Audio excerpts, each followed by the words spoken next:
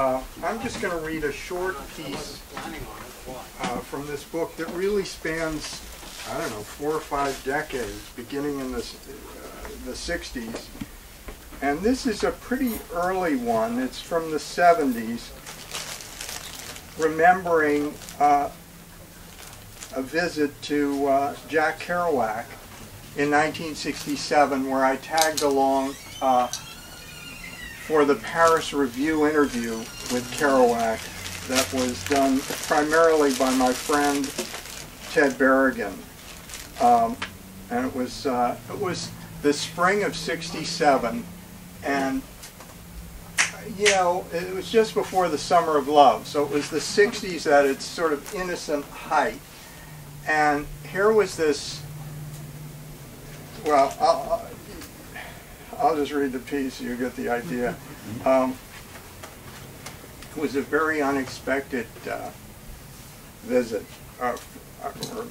Kerouac was not the figure I was expecting.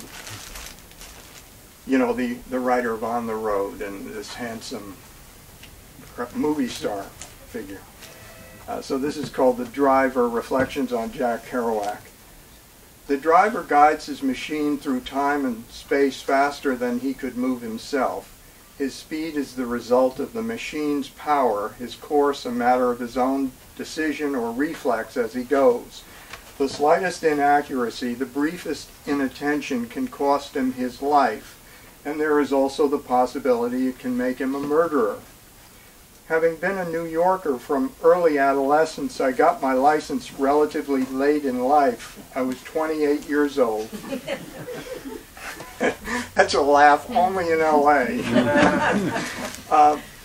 I was 28 years old, and the fact that I'd been able to break with my own pattern of so long and learn at least some fundamental skill at handling a car made me feel good. Having gotten my driver's license in my first car, within a few months I totaled the vehicle in an accident that might have killed me, but from which I miraculously emerged unscratched. My feeling at the time was not that I had cheated death or any such exhilaration. I felt like a very foolish, very young man, very lucky to be alive. That accident vividly brought home to me the difference between myself and the car. The car could kill me almost casually, while for me to kill myself would involve some basic effort, outside of the car, that is. To be arrogant on the sidewalk is one thing, to be arrogant in the car something else again. A driver must be quickened to his deepest insights to the ever-changing saga the road presents to him. Jack Kerouac's classic book, On the Road, made a hero of the driver, Dean Moriarty, based on his friend Neil Cassidy, and anyone who reads it can see Kerouac's love and respect for this man and his sense of instantaneous mastery behind the wheel. In the spring of 1967, some 5 years before I learned to drive, I rode from Cambridge, Massachusetts with Ted Berrigan and Duncan McNaughton, Duncan at the wheel, up to Lowell, Massachusetts to interview Jack Kerouac for the Paris Review.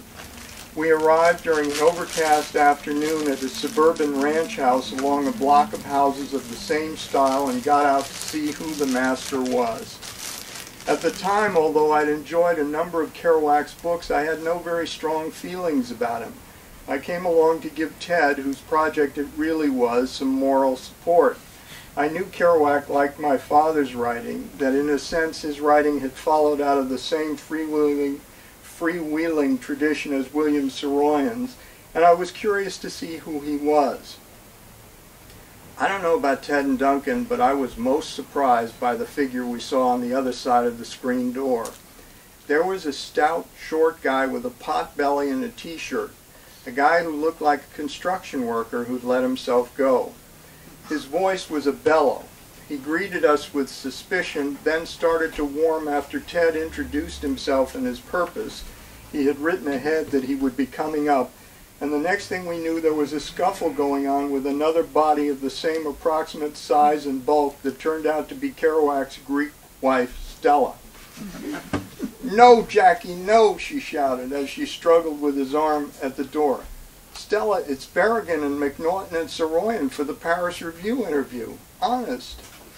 Stella subsided at this, letting Jack's arm loose to open the screen door for us, and subsequently proved to be a cordial hostess to a literary gathering that was more raucous than any of us might have expected.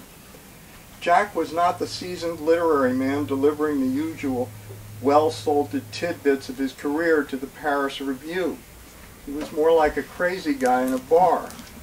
As the afternoon turned to evening, Ted had given Jack some speed, Obitrals, which he had gulped without missing a beat, and the living room darkened and no one bothered to turn on the lights.